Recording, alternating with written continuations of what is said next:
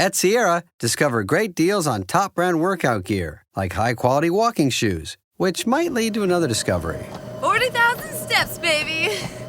Who's on top now, Karen? You've taken the office step challenge a step too far. Don't worry, though. Sierra also has yoga gear. It might be a good place to find your zen. Discover top brands at unexpectedly low prices. Sierra, let's get moving. Now's a good time to remember where tequila's story truly began. In 1795, Cuervo invented tequila. Cuervo. What are you doing here? Cuervo. Anytime someone says Cuervo, I show up. Well, I do know that to be true, but even during ad reads, like... Cuervo. I think you could lay out, especially for one of our great partners. Sweet, delicious Cuervo. Since then, Cuervo has stayed true to its roots. The same family, the same land, the same passion. Cuervo. So, enjoy the tequila that started it all. Cuervo. Cuervo. The tequila that invented tequila. Proximo. Cuervo.com. Please drink responsibly. Cuervo. This is the Dan Le Batard Show with the Stugotz podcast. Today's episode is sponsored by DraftKings. Stay tuned because you'll hear more about DraftKings and all it has to offer throughout the show. DraftKings, the crown is yours. WFAT. When your team is losing and you want to fight, WFAT will make you feel alright. When your dreams of glory have come to an end, WFAT will be your greatest friend. WFAT, from sea to shining sea, our callers are doing our jobs for free at WFAT. Outside of Jorge Sedano, I don't think there's anyone in the history of this market who knows where Stugotz's skeletons are buried more than Zaslow. He has seen every incarnation of the Stugotz. Yep. From hungry to lazy to what you are right now, Stugotz, which is fully engaged. This is, Stugotz is working 5 days this week. It's the first time I can remember that, and I do not know how long, and it's because the Knicks matter, and he is now programming WFAT. I am not happy with our guest list today, which is New York aggressive, and Zazzle, I'm going to need your help beating some of this back because Stugotz is... you always want to harness the maximum Stugotz energy, but the New Yorkization of what it is that we're doing around here makes me uncomfortable. Yeah, you guys are feeling so good right now. You're gonna come crashing down soon, though. It looks like your team's breaking down a little bit. Jalen Brunson, OG Anunoby, only so many injuries you could take. OG was great last night. I got to tell you, he kept us in the game when Brunson went out. In that Enjoy it while you quarter. can. Yeah, what do you mean while I can? While you can. I'm Enjoy enjoying it while you can. Zazzle, I haven't enjoyed this in 30 years. I'm going to enjoy the hell out of it. Yes. I will say a couple of things about what is happening here that is wonderful to watch. One, it's the most lovable Knicks team of my lifetime, bar none. You can have whatever it is that you hate about those jerseys. It might be the only. But those players, Josh Hart playing more minutes than Wilt Chamberlain, like think about that for a second. Yeah. I mean, that's classic Thibodeau. Right. But playing more minutes than Wilt Chamberlain, and this team is now representing when Jalen Brunson comes out in the second half and like doubles down on we're maximum underdogs. We come back from all odds. We can overcome anything with our heart, our Josh Hart and our Hartenstein. We're gonna with our heart on. You're gonna we're on our sleeves. Got it. Last night, I hope that I'm wrong about this, but last night felt like the apex of the Knicks season because all of these injuries are going to be really tough to play with for the rest of the series. And if they somehow move on, playing against Boston with players that are going to have to contribute minutes that haven't played all season might be kind of tough. But last night was the apex because they won at MSG again against the Pacers, a tough game. And Josh Hart, who is your favorite Knicks fan's favorite Knick, had words to say to Reggie Miller. I think that's a you. Josh Hart. I want to address basically everything that's happening there because I don't think New York understands that that's not the flex they think it is to remember how he tore your heart out with 8 points in 9 seconds 30 years ago. I don't want to hear about Reggie Miller. I mean, he has somehow inserted himself into this series. I am tired of Reggie Miller. Reggie Miller was 9-33 for his career on the road against the Knicks. He had 9 seconds. 9 seconds. Take those 9 seconds away, and Reggie Miller, according to Dan, who was asked by Boog Shambi at the Versace Mansion many, many years ago, Reggie Miller, not a Hall of Famer. Great moment. I am tired of hearing about Reggie Miller. Inserting himself, and I don't want the Knicks to focus on him anymore. It's over. It was 30 years ago. He's overrated. He had 9 seconds, again, 9-33. Here's the thing, though. The Knicks on the road. The only thing you remember about Knicks Pacers are Pacer victories. Yeah. Nobody remembers about the Knicks doing anything good. He could be 9 and 1,000. Nobody remembers about the Knicks winning any of those games. It's Reggie Miller, all those points in a few seconds, and Patrick Ewing missing a layup. Pat Riley quits and comes to the Miami Heat. Because get out of here, New York. Who cares? I mean, all I remember about the 90s is Michael Jordan. So this is like a real argument for second place here in the East. But the Reggie Miller was inserted by TNT onto this broadcast. This is usually just a two-man crew. Yeah, he didn't just show up and say, I'm working tonight. And they were like, we're putting him on this broadcast, even though it's at MSG, and Knicks fans are going to be furious about it. So Josh Hart was reminding him, hey, by the way, buddy, you're still not welcome here. They followed him down the tunnel like if he was playing in the game. You know how they do like the inserts of like, here's Steph Curry walking to the Garden. It was like Reggie Miller about to broadcast. It was like, What I'm telling you about New York advancing to this space that makes the sport better, that they haven't been to in a long time, is that you could rummage around, and you have to rummage around to get the excellence out of the Knicks history into the past. And what you find, to me, if Reggie Miller is one of the great villains in the history of sports, what a compliment that you can't shut up about his 9 seconds from 30 years ago. The dude's almost 60.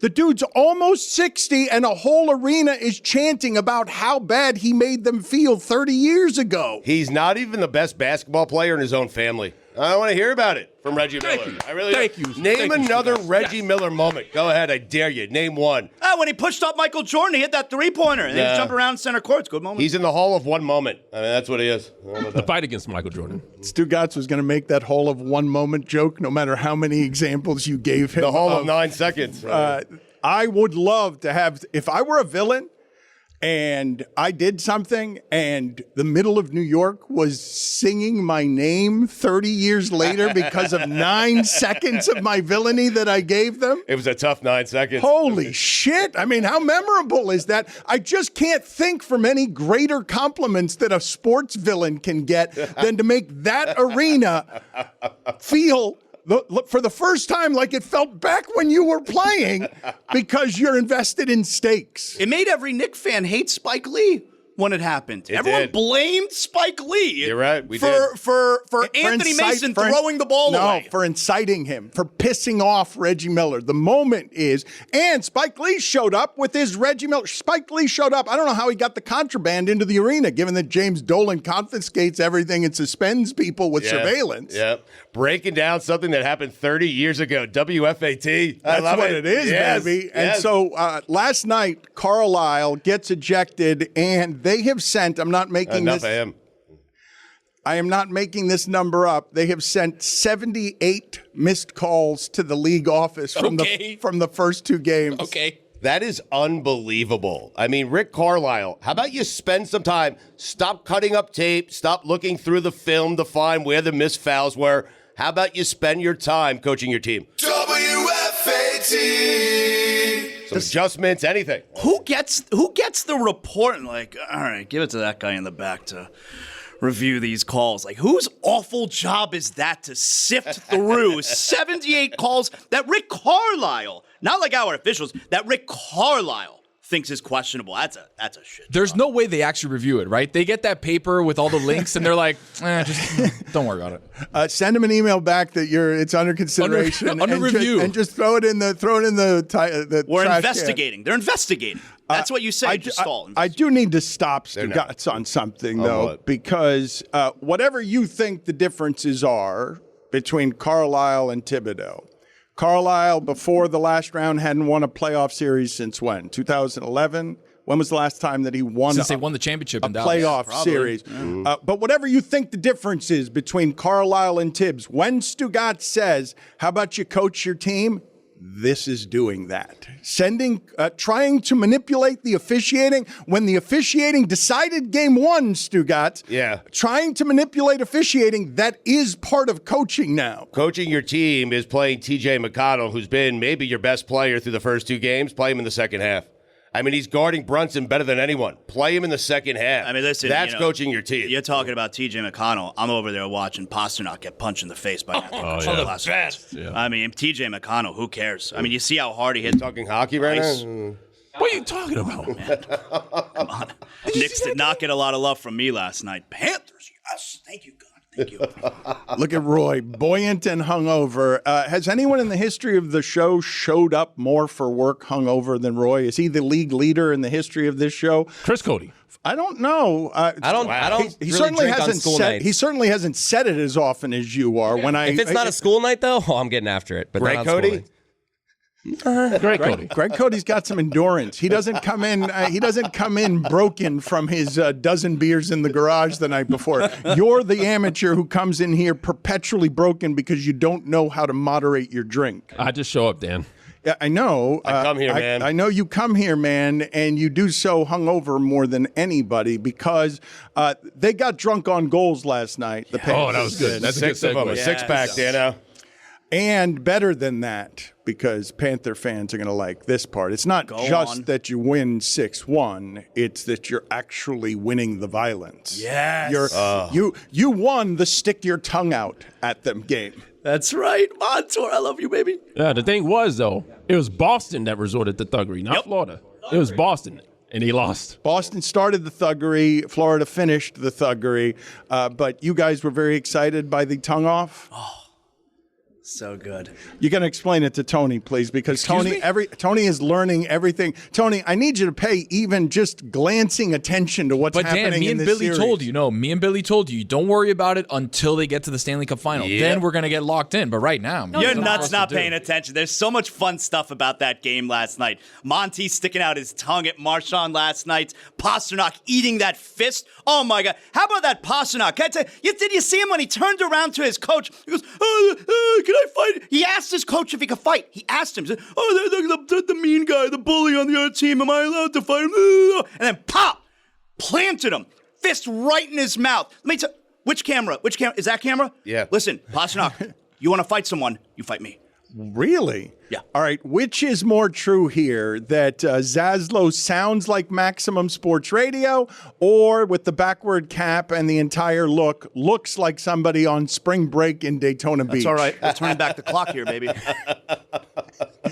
He is Mad Dog before Mad Dog, because we've got Mad Dog coming on here on WFAT in about 25 minutes. You've never spoken to him before? No, I have several times, but he's my But you're hero. very excited. Yeah, But you and Stugotz both have some of the cadence copycatting that comes from knowing what it is that Mad Dog was in sports radio back when he was inventing it. He is a major influence on me. Yep. The funny thing about the tongue off, as you referenced, that is actually a troll because Brad Marchand actually licked the player. Yeah, he licked a guy. That's right. Last year, right? No, it wasn't last year. It was a couple years years ago. ago. It was Ryan Callahan of the Rangers when he did that.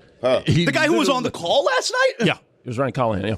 This is a rare thing that we saw last night because this is not just a regular fight. This is the best player on each team, which you rarely see fight. I mean, Tkachuk is like he's an agitator. He's not an really a agitator, fighter. but he Not never really a fighter. fights. And that one was so cool to see because they talked about it before. They're looking at each other on the bench, and it's like, you want to go? Let's go. Oh my God! Please. Have you ever seen a player ask their coach for permission to fight? Here's permission to get knocked out. That's right. So good. I think it was the 11th and 12th misconduct that period. It was a fight. They were handing out 10 minutes like candy. Yeah. It was, oh man, it was just a sight to see, man. It was a beautiful game. But why are we getting on Roy for celebrating? Because there are very few things in life that are better than knotting up a series at one game apiece. Oh, absolutely. Worthy of a celebration. Going up 2-0 to the Panthers, a little better. When you're down 1-0 and you knot it up at one game apiece, that is worthy of a celebration. It is. Yep, Kept your season alive.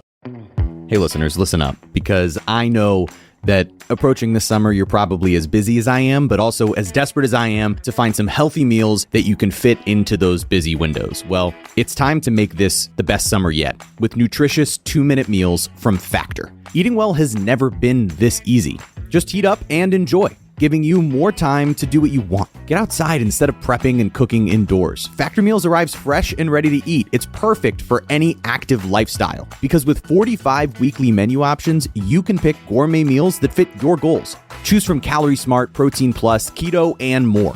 In my most recent meals, I had the honey mustard chicken, I had that garlic herb salmon, and every side, every part of this meal was delicious. Honestly, at the end of it, I was just left wanting more because Factor's meals are that fresh, that delicious, and that nutritious. So get started at factormeals.com/Dan50off and use code Dan50off to get 50% off plus free shipping on your first box. That's code Dan50off at factormeals.com/Dan50off for 50% off plus free shipping.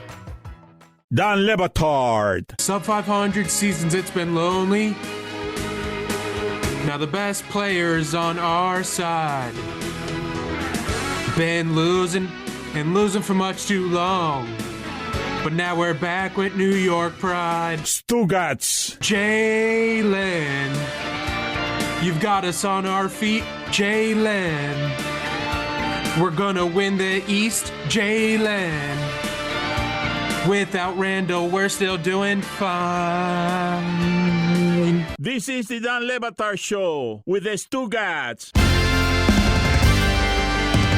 Can you guys help me manage one of these situations? Because I don't know how to do this in the modern age because I am just so tired after so many years of doing this, having all of the conversations around the refereeing and the officiating in the deciding of games. But when Carlisle gets ejected and they flood the league office with 78 complaints about missed calls through two games. I don't want to do wah, wah from Knicks fans, which is what they'll do when the moment they lose a game late against Philadelphia, those fans will do the same thing, and then fans on the other side will do the wah, wah, stop with your whining and whimpering. He's feeding that narrative that the NBA is rigged. He's saying small markets should get the same chances, same opportunities as big markets. That's not what he's doing. He's just setting up the calls for Game 3 going back to his building. I get it, Zaz. There's no need to say it, though. Rick Carlisle. No, there is need to say it because then the referees, it's human nature. He won a championship in market number 5. Do me a favor.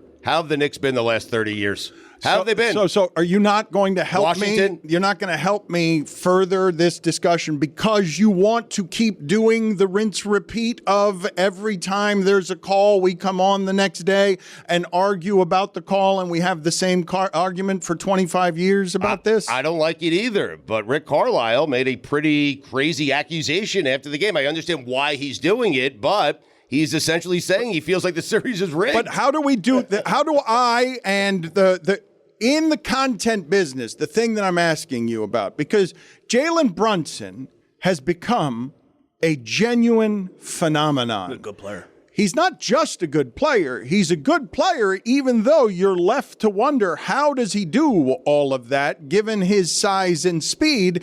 This is a little confusing. There are not physical gifts out there that would suggest to me that when this guy comes back, Stugotz, in the second half, to MVP chance, I'm not joking when I say this, in that building, moments like that, you got to go back 60 years for a fan base to fall in love with Willis Reed in the finals, because what you're giving New York is the feeling of, wait, maybe with you, we can do this with you because of how tough you are, because of how much we love this team, because you are a team that Knicks believe they will find a way no matter what the issue is, because Josh Hart will play 48 minutes and Brunson will limp out of the locker room, and it's exactly the kind of team any fan base wants to have. The one that gets swamped in the first half. Brunson goes to the locker room. Fear sweeps through all of New York because he's going to be done for the playoffs. What does this mean? We've got no chance without him. And Anunoby, he's going to go for almost 30, and then he's out at the end of the game. And you withstand that even though what's on your bench is Charlie Brown, a guy named Charlie Brown,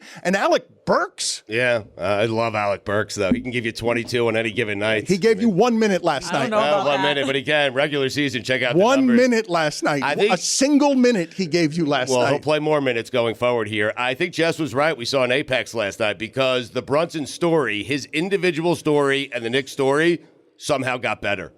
Like, I didn't think that was possible, and somehow it got better. I have no idea how he injured his foot. I don't care if he injured his foot. If he purposely left in the second quarter to get that in the third quarter, good for Jalen Brunson. That is a heady play. But, Dan, the story got better last night. A couple of Knicks fans agreeing with each other. Yeah. I know what they're doing.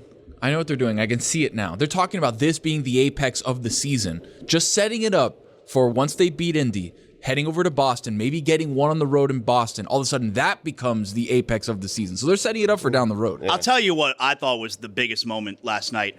Right at the end of the second, when Forsling puts the Panthers up 3-1. Huge. That was a big moment. I left my seat there because he literally scored with what, like 0.3 seconds left? 1.3, yeah. And I admit, I left my seat. I had to get Hold on. Get the video. Get the Roy Bellamy tweet. I love how Roy tweets from games. You're saying right now that it's 1.3 seconds, but I saw on my timeline last night that Roy Bellamy tweeted that happened with 0.3 seconds left. They added a second. But you didn't. Your tweet had 0.3 of a second on it when he was drunk. The clock said 0.3. You got out there too quick with it. No, it literally said 0.3. Rather be first than right. Yes, you're absolutely correct. Rather be first than right. Yeah. You wanted people to say Roy had it first? Yes. Roy Bellamy. Roy had what first? He The reported, yes. But something wrong. Right, Roy's But tweet. who cares? He had it first. Roy's tweets are one of the greatest things in the history of the written word and sports because he just tells you matter-of-factly in Roy's total character what just happened. Is he Hockey Magic Johnson? Wait a minute. That's insulting. 1,000%. That is He's not as insulting. enthusiastic, but I think since Tony hasn't been paying attention at all, what I do before I come into work I've been keeping an eye is on I him. read Roy's tweets because they're very informative and you will know exactly what happened in the game. All you need to do, you don't have to watch the game, just read Roy's tweets and you will know. Listen to the hockey show also with Roy and David. But that's on Fridays, though. This game was yesterday. That's so true, it's but tough. it will keep you informed week to week. And then you don't have to watch the games. You can just pay attention to whatever Roy says. Roy's doing a good job. He's doing With God's 0.3 work. seconds left, Gustav Forsling with a clapper to make it 3-1 Florida. It says right there, 0.3 seconds. That might as well be in Mandarin for me. I don't know who. You want to know is what Gustav Forsling one guy, two guys? One guy. Like Gustav passed to Forsling with a clapper to make it 3-1. Like the Never heard the Barkov, name like Gustav. the Barkov line. Do you want? You want to know the definition? You want Roy's working definition with a clap of a clapper? A clapper, yeah. I have no idea what it is. It's a slap shot. Roy then later I like a corrected. clapper too. Roy then later corrected. Make that 1.3. They put a second back on the clock. Oh, but look at that. He changed it from a clapper to a bomb. Yeah, there are multiple ways to describe a slap shot, and I went with an alternate way there. Stugotz, when a fan base falls in love with a team, there are multiple ways in basketball to fall in love the best. When you have the guy who's scoring more than anyone else in the playoffs, which is what Brunson went into that game doing, but also, God almighty, do fans love this part of it. When you don't know where you're going to get it from on a certain night, and then that guy does what Anunoby does in the first half, where you're like, wait a minute, that's not the offensive player that he is, but they need it, and you're getting it in different spots. Josh Hart in this postseason, I don't recognize this player. He's been great. He is not a 45% shooter from three, and he's not somebody who routinely scores 19 points a game. But if you look at his game logs, there are a lot of 17 rebound games in there. Yep. Josh Hart, for a 210-pound guy, is exactly the kind of guy when Jessica says he's your favorite Knicks fan's favorite Knick. He plays exactly, him and Hartenstein play exactly the way you fall in love with the grit guys. He rebounds at a clip where he looks like he's 6'10". Yeah. And then you realize he's 6'4". He's just skying over bigs, over everybody to get rebounds. You can lock him in for double-digit rebounds every single night from that position. Is crazy. He had 15 last night. He's been great. And Dan's right. Like, that's the beauty of this team. That's why we've fallen in love with this team. You're going to get what you're going to get from Jalen Brunson every single night. You have no idea who your number 2 is going to be on any given night. They're trying so hard. Yeah. The Knicks. Yeah, you only have 5 choices. To be the Miami Heat. Right. They're trying so hard. What are you talking about? The Heat are out. We did this last year. We did the same thing. Everything you're saying right now, replace it with Heat players' names. They're trying so. They saw what the Heat did last year. Like, man, I wish that was us. They're trying so hard to be the Miami Heat. That's what they're doing.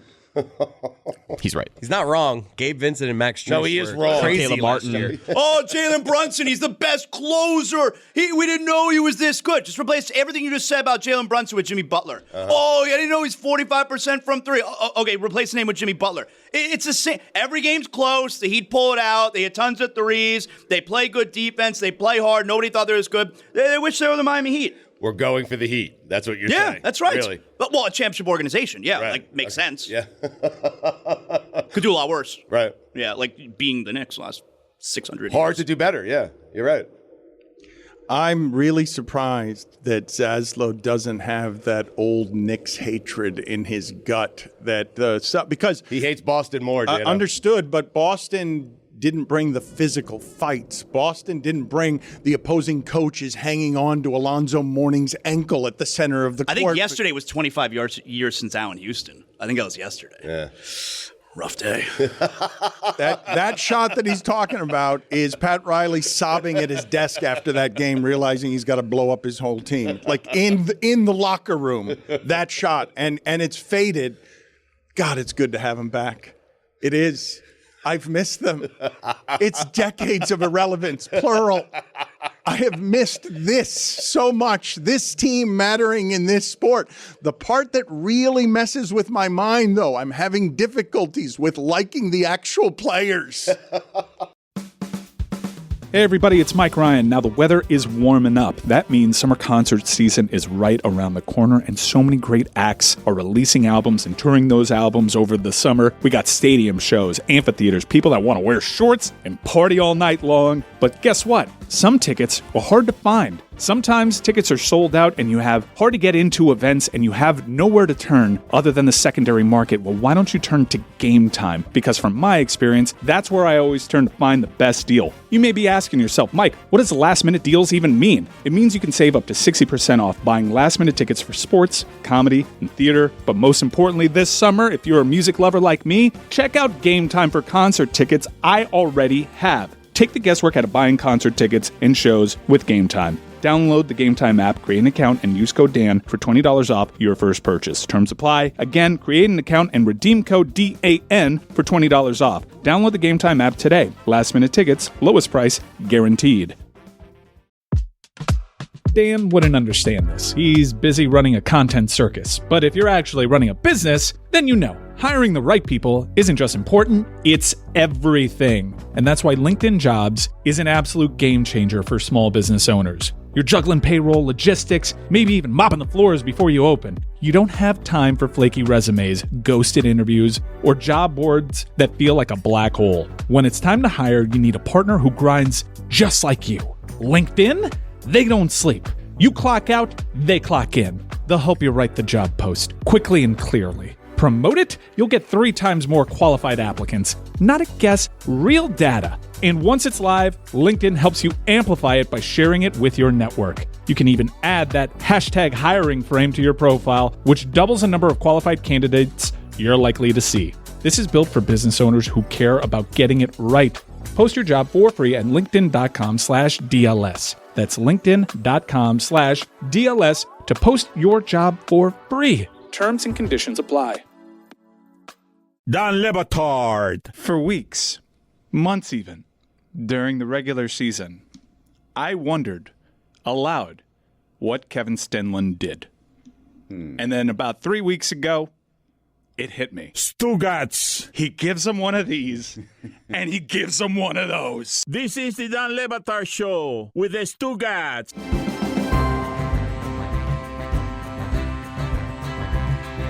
Tony, not that this is usually the subject matter that we have here on WFAT, but what is your problem with the Catholic clergy? Oh, Dan, I thought you'd never ask me. So this goes back, the beef between me and the Catholic clergy goes back to Easter, the day before Easter, right? So I'm at a Catholic service because my wife's cousin is getting married in the church, but they were doing it kind of different, whatever. So we're at this huge Easter Mass. And Dan, I don't know if you've ever been to an Easter Mass before. They were getting all of the sacraments in at one time. So we had kids doing first communions. We have kids getting baptized that are like 2 years old. We have people getting... It's a show. It's a big show. It's like a 4-hour Mass. Which one's the big one? Christmas or Easter? Easter. From what I saw, Easter, because I was there for 4 hours. It was I thought insane. they did it all the night before, like the Easter Vigil Mass. Yeah, that's what I was at. So it was like Saturday night. Saturday night, oh, exactly. Yeah. Don't go to that. Rookie mistake. I was promised, hey, hour in and out. We're gonna see them tie the knot. Everything's great. I'll see you guys later. We're gonna go to the ale house, like whatever, right? So, as I'm sitting there, hour 1 goes through. They sing like 40 songs. Hour 3 like I'm at a place where I'm like, all right, we got to get out of here. But how many baptisms? You're saying it's 20 all baptisms. It's confirmations. It's communions. Everything. It's all. It's literally It's every when all sacrament. the converted Catholics also get confirmed, I believe. So Yes. there's like it's a special moment for You a guys lot are, of people. but it's a clearance sale of Yes. Catholicism. Yes. Like it's just everything. It's everybody in one. Just you're getting communions, you're getting little breads, you're getting things. Babies are getting dunked in the thing. Old people are getting dunked in the thing. It was crazy, right? So they get to a point, Jess, maybe you can help me on what things are called. If I remember, I will try Okay. to help. I was just thinking about when you mentioned babies getting dunked in the baptismal font. I thought about during COVID when they were like, hey, this is like, we're going to get germs. Instead, we're going to spray these babies with the like spray the bottle. spray guns full of like baptism water, holy water. Oh, man, those were crazy times. So Dan, let me set the scene. There's 400 people in this church, right? It's kind of muggy, if you want me to be honest. A little hot in there. They're singing songs, lights are going on and off, people standing up and down. Like, I'm not used to it, right? Whatever. I'm there just enjoying the ride, just making sure that we watch, which ends up being the very last thing, by the way. But were you trying to do a move of go to the Saturday Mass so that you get your Sunday for free? You get your religion? No, I still had to go Sunday. Oh, you had to go. I still had to go Sunday. Yeah, I still had to go Sunday. This was more for, hey, they're getting their marriage blessed. We have to go watch it. So the entire family's there, and at a certain point, they do the spritzing of the holy water for people, right? So people come up, they get the holy water. All of a sudden, You mean like they like sprinkle it on you? It's not like they mix Aperol into it. Just want to make Correct. Make It's not that clear. spritzing. It's with the chains and the. So all of a sudden, El Papa or whoever it was, the cardinal, I don't know the names. It's probably the bishop of the diocese. The bishop. So I'm guessing. he gets like this, like imagine like a mop, but like a little mop, right? It has like these like strings of yarn or whatever. So he's going around people and just kind of like P.D. Pablo putting the holy water. his shirt around his head like a helicopter. Yeah. So he's kind of doing it to people, whatever. So yeah, right. So people are getting blessed with the holy water.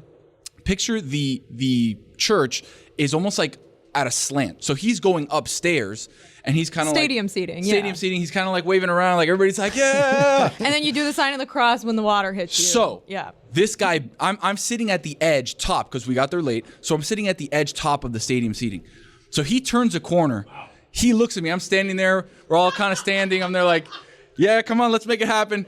This guy cocks back. Guys, I swear to you. He cocks back with the thing and goes, Really? when he hits me, guys, my glasses, it was like water pouring down my glasses. I had a green shirt on. The entire you needed shirt. It. You needed the it. entire shirt he is knew. soaked. He saw you standing up there with your fists on your hip and on your hips. He's like, that guy's got demons inside. I could see it. Dude, he hit me with a gallon of water. Like my glass, I needed like windshield wipers for my glasses because they were pouring. My entire family laughing. The water's like a little like kind of weird, right? Like it has like a scent. A Yes. little bit like incense. I took a shower in it. Yeah. So his thought process was probably like, this is someone who only comes to mass once a every year. 10 years. So I'm going to give him enough holy water for the rest of his life because he may never come back after this. Dan, he hit me with such a stripe of water that I was sitting underneath an air conditioning vent. Again, muggy, but like hot air hitting me, and it was just my glasses start fogging Now up. you're damp and swampy. And I'm just sitting there. They do it again. Another guy comes by, about to do it, and I had to like. I'm like, I'm good. So I don't know if I'll ever. You're extra unholy. It's like a brisket mop on a smoker. Literally, that's exactly what it was with just holy water. Just absolutely smoked me. So I don't know if I'll ever go back.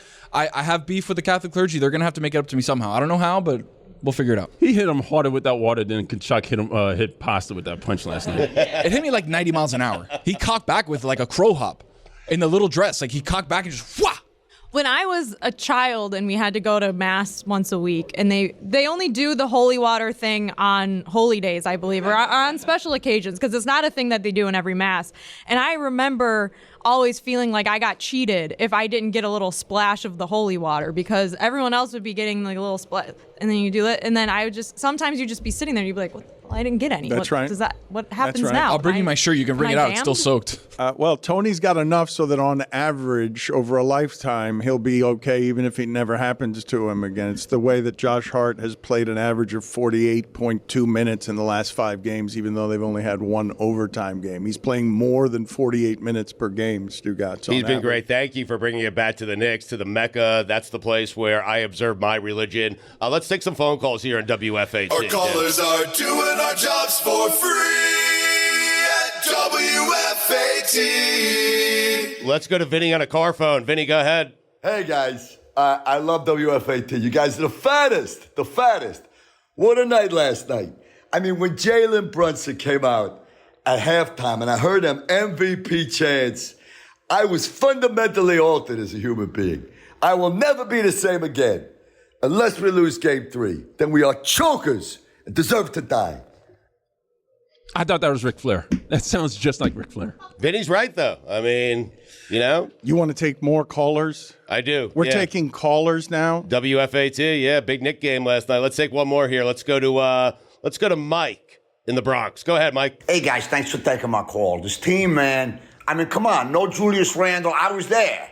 No Mitchell Robinson. No whichever Bogdanovich is the one that we got. No Anunoby by the fourth quarter. I mean, no Brunson in the second quarter. I'm at the gut. They ran out of hot dogs by the third quarter. No pretzels. I tracked these concessions. I ate a lot during the game. No pretzels by the end of the game. They ran out of seltzer, all right? I mean, they had seltzer, but not like the cherry kind that I like. I mean, this team, nothing could stop this team. Nothing. We had nothing. Nobody in the stands had any pants on by the end of the game. We all stood there with nothing. We still beat the pants off of them. Taking Go calls. Knicks. Good call, Why Mike. are we taking calls? Mm-hmm. Can I just say, as someone who is here on WFAT for the first time, I mean, can you explain to me how embarrassed you think David Pasternak is that he had to ask his coach if he could fight, and then he got knocked out, and then he had to leave the game? How embarrassed do you think he was? Kachuk all dented his face. Excuse me, I butchered that. Jesus, like Tom Thibodeau. Let's take a call, WFAT. Please, no more calls. Please. Hey, guys, thanks for taking my call. I thought we showed Reggie Miller last night with that chant. I mean, we got his ass. I was there. We heckled a nearly 60-year-old man. We proved to him, to the world, that 30 years later, we still remember how he took our choking dog Knicks with 8 points in 9 seconds. And people who did not know that, who weren't old enough, who weren't born yet, we taught a whole new generation what losers we used to be. The tabloids, they blame Spike Lee for the weak, for heckling them and making them sodomizers like that. I tell you what, he inflicted a pain that we handed down to the kids. It was, 3 decades ago, but we chanted at him in a sing-song way back then, and now I feel better. Even though 30 years ago, that was apparently one of the highlights of his life and one of the definitely worst moments of our lives. I mean, it had to be one of the worst things to ever happen to a New York sports team. Had to be. I mean, Reggie used to say, I remember this, he loved being a villain. He enjoyed that. The quiet he inflicted on the road, even more than the roar of a home crowd. So, I'm sure he was deeply insulted by us remembering what he did to us three decades ago. We got him good. I'm going to hang up and I don't want to take any more calls, Stugotz. You say that on a day like today, all you do is open up the phone lines and go lazy sports radio person, and I Just don't killed believe 2 minutes with a 20 share. I know. Well, you killed 2 minutes, but it wasn't any good. So? Any good? That was an excellent call. I don't even know what he said, but it was great. In New York? I mean, what are you talking I think the last one was my old neighbor. I had forgotten that part, that Reggie Miller says that he always enjoyed a quiet road crowd more than even the cheers of a home crowd. Chipper Jones used to say the same thing about doing that to Shea Stadium. So, yeah, if that's something that you enjoy, Reggie Miller leaves that arena last night like he's just imbibed from a fountain of youth, no? He had 45 chances to enjoy that feeling. He did it 12 times. I think he feels alive when he leaves that building last night, right? Like they're searching for that rush again after they retire. I feel like he feels alive. I feel like he thinks he's in the series. Yeah. He's in it now. I will tell you guys that all of these athletes who leave sports and have such a hard time because there's nothing like playing in the center of that pressurized madness. When they get to the sidelines, JJ Redick will look for whatever it is that he will find later in his career. It'll never feel like that. There is no such thing. You'll get near it, you'll be on the sidelines, you'll coach and won't have control, but being in the middle of it, there's nothing like it. But if you can be to the side of the stage and feel like you're in the middle of it, you can't give Reggie Miller a greater compliment on what his career was, that never won anything, a career that didn't get to the finals but once, right? Yeah. One time got to the finals. Yeah. Mm-hmm. Half as much as Jimmy Butler in the last few years, Reggie Miller, and to have that all resurrected for you because at one time, maybe the last time the Knicks mattered like this, honestly. Maybe the last time. It's probably been this long since the Knicks felt this kind of good. Maybe Lynn, maybe. Nah, 2000 was the last time they mattered. And they lost to the Pacers that year, yes. 2000. Mm-hmm. Okay, but mattered like this when they're coming off of the Pat Riley interrupting the O.J. Simpson finals, John Starks going 2 for 18, and then Riley goes to Miami and all of the balance of the conference changes. This is a different time. Like that, when you can combine all of these elements, Stugotz, that the team is an underdog, it's cool and lovable, and you get the nostalgia of I'm going to go grab some of the stories so that I can remember what it was like to play the Davis brothers. Forgot about those guys, Antonio and Dale. A different time. Could not play today. Neither one of them don't have range in their offensive game. They were just muscle. Dan wouldn't understand this. He's busy running a content circus. But if you're actually running a business, then you know. Hiring the right people isn't just important, it's everything. And that's why LinkedIn Jobs is an absolute game changer for small business owners. You're juggling payroll, logistics, maybe even mopping the floors before you open. You don't have time for flaky resumes, ghosted interviews, or job boards that feel like a black hole. When it's time to hire, you need a partner who grinds just like you. LinkedIn? They don't sleep. You clock out, they clock in. They'll help you write the job post quickly and clearly. Promote it, you'll get 3 times more qualified applicants. Not a guess, real data. And once it's live, LinkedIn helps you amplify it by sharing it with your network. You can even add that hashtag hiring frame to your profile, which doubles the number of qualified candidates you're likely to see. This is built for business owners who care about getting it right. Post your job for free at linkedin.com/DLS. That's linkedin.com/DLS to post your job for free. Terms and conditions apply.